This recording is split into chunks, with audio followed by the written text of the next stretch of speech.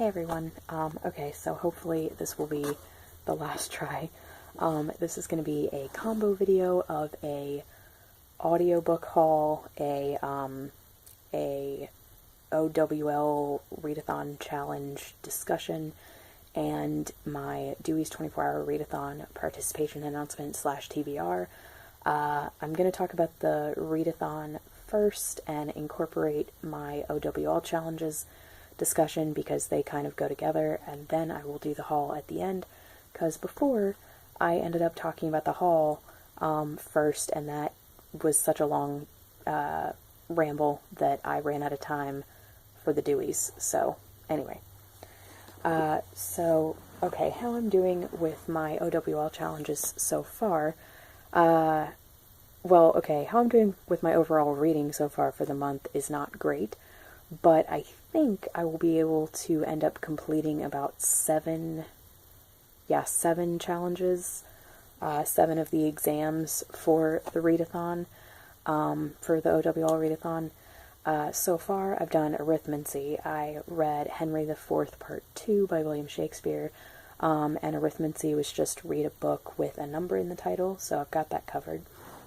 And then tonight I'm going to finish Lion, the Witch, and the Wardrobe by C.S. Lewis, which is going to count for Care of Magical Creatures, because that was read a book with magical creatures in it, and of course most of the animals in Narnia can talk. Several of them are sort of mythical, like Mr. Tumnus is a fawn, so, you know, that counts for that one. So since I'll finish that today, that will be sorry, I can't talk. That will be successfully completed. And then tonight, I'm going to start, or continue on with School for Good and Evil, A World Without Princes by Soman Chainani. I'm only about half an hour, 30 pages or an hour into this, but I'm hoping that I can finish this by tomorrow night, because I'm hoping by the time the Readathon starts Saturday morning, then if I have completed this, I won't have to worry about this and factor this into my reading. However, if I do not complete it by tomorrow night, then I will pick this up first thing Saturday and finish this first. And this counts for charms, because that was just read a fantasy, and this is middle grade fantasy. And then for the actual Readathon, as I said, I may have to finish School for Good and Evil first thing, but if I don't, I will be reading The Giver by Lois Lowry. This I'm counting for Defense Against the Dark Arts, because that was read a book with a secret society, and I'm counting The Giver and Jonas as like their own two-person secret society, because the Giver's job is to give Jonas all the secrets of the world that the rest of their society doesn't know about. And the rest of their society knows that the Giver and Jonas have these meetings, but they have no idea what the Giver is showing Jonas, because these are secrets of the world and how the world used to be before this society came into being. So, I figure that's definitely secret society enough, or like eligible. So there we go. And that is about 4 hours and 45 minutes, so that'll be the first 5 hours or so of my Readathon.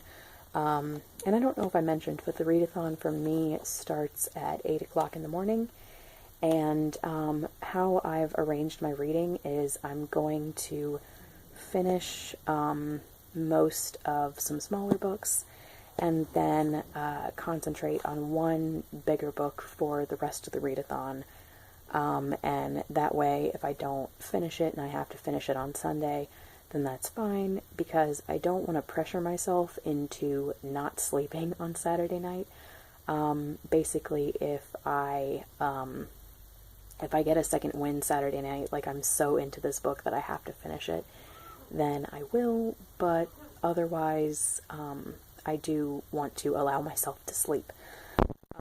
So, I mentioned The Giver, and then next is Tales of Beetle the Bard by J.K. Rowling. This counts for potions, For potions, you just had to read a book that consists of alchemy, or that has alchemy in it. And so for this, I'm actually reading 2 of the stories tonight, 1 of the stories tomorrow, 1 of the stories the day of the readathon, and then 1 of the stories on Sunday.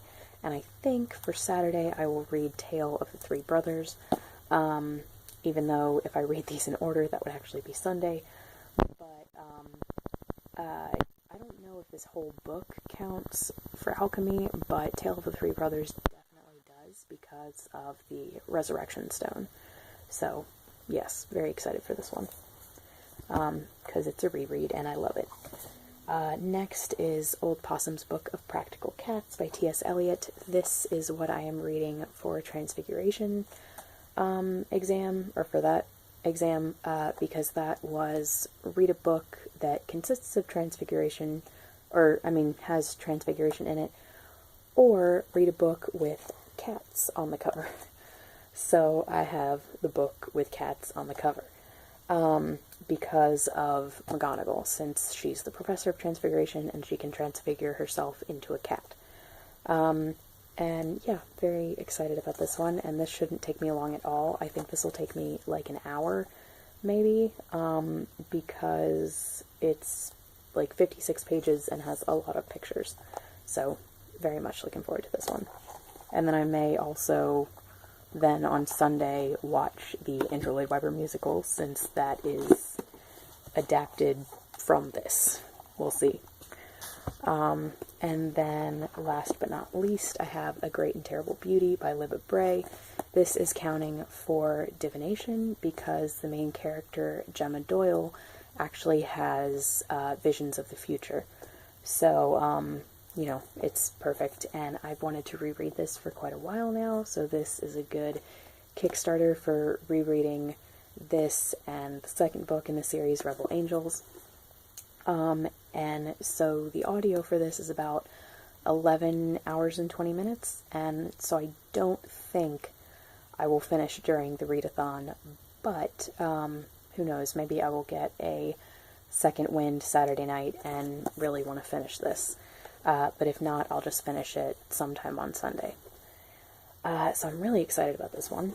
And yes, the reason why I picked these particular subjects when I knew that I wasn't going to be able to complete all 12, 4 of the subjects I picked because they are subjects recommended for Auror training, and I remember when Book Roast created the announcement video for this, she said that she was going to do a Newts readathon, so that if we as individual readers wanted to sort of cater our exams to the magical career that we would want, then we could then go on in those subjects for the Newt readathon.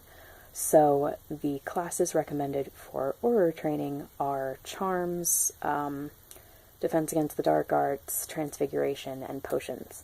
So I have those, and so my extras, also Auror training says you have to pass at least 5 of your OWLs, and also Book Roast said in her video that 5 OWLs are outstanding for your grade.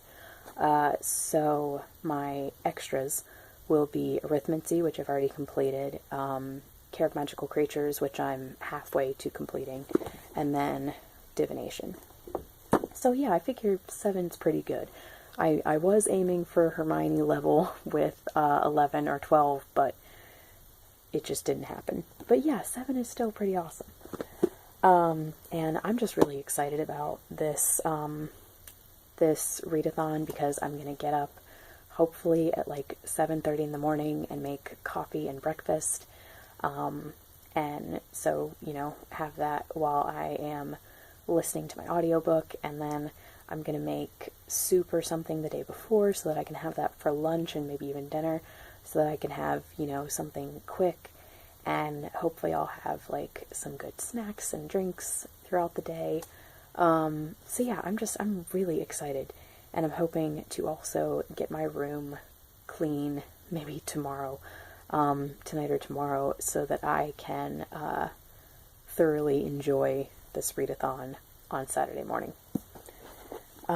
Okay, so that's the readathon and my OWL challenges. So last but not least, I will talk for a few minutes about this audiobook haul. So the two main ones that I have to discuss, if I can find it, there we go. First is Jane Eyre by Charlotte Bronte. As you will notice, this is not an audiobook, but I wanted to hold it up as representation.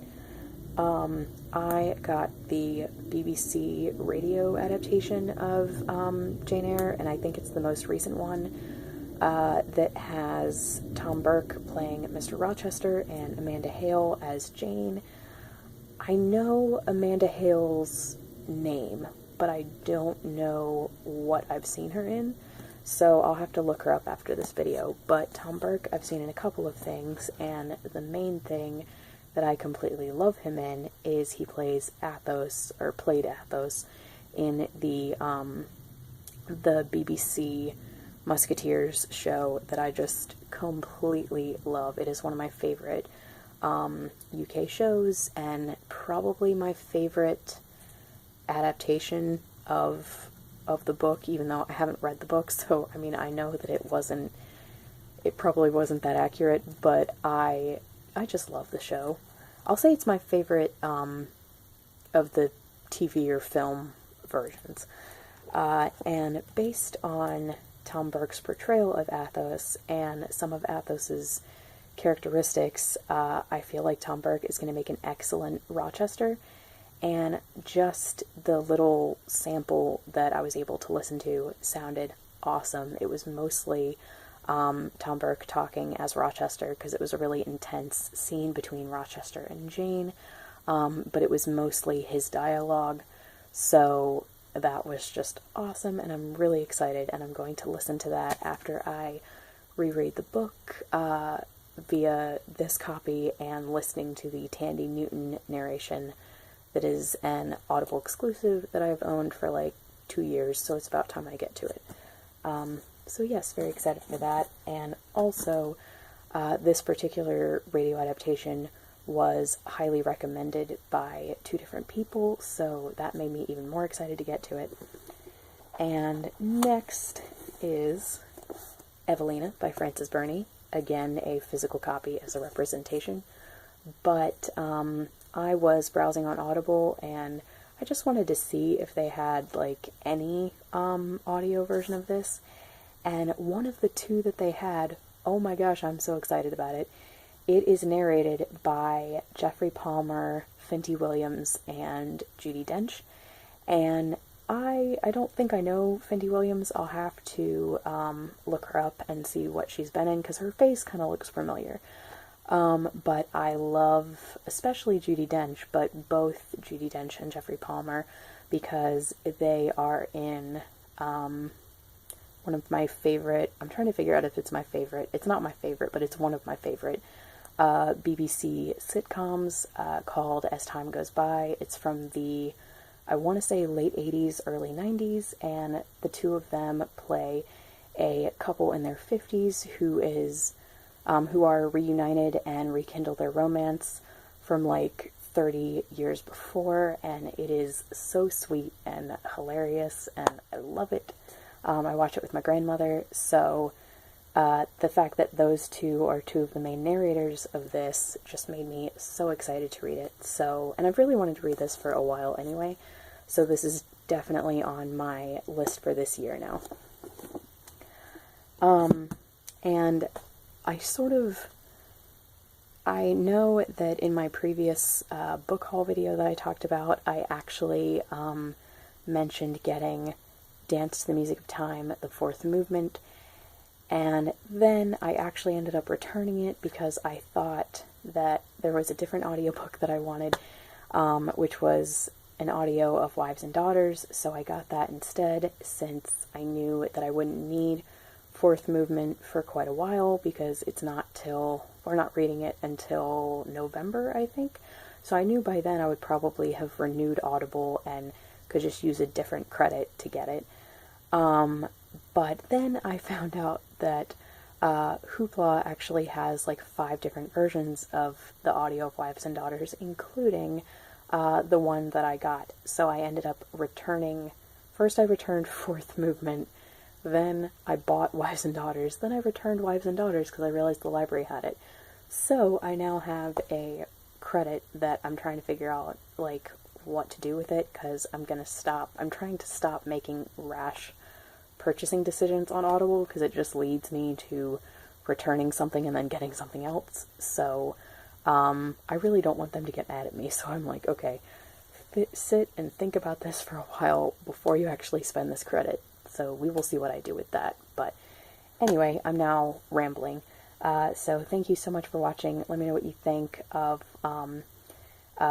the audiobooks that I've mentioned, or whether you're participating in the OWL Readathon or the Dewey's Readathon, what you think of my book choices, all of that. Thanks for watching, and I'll talk to you guys later. Bye.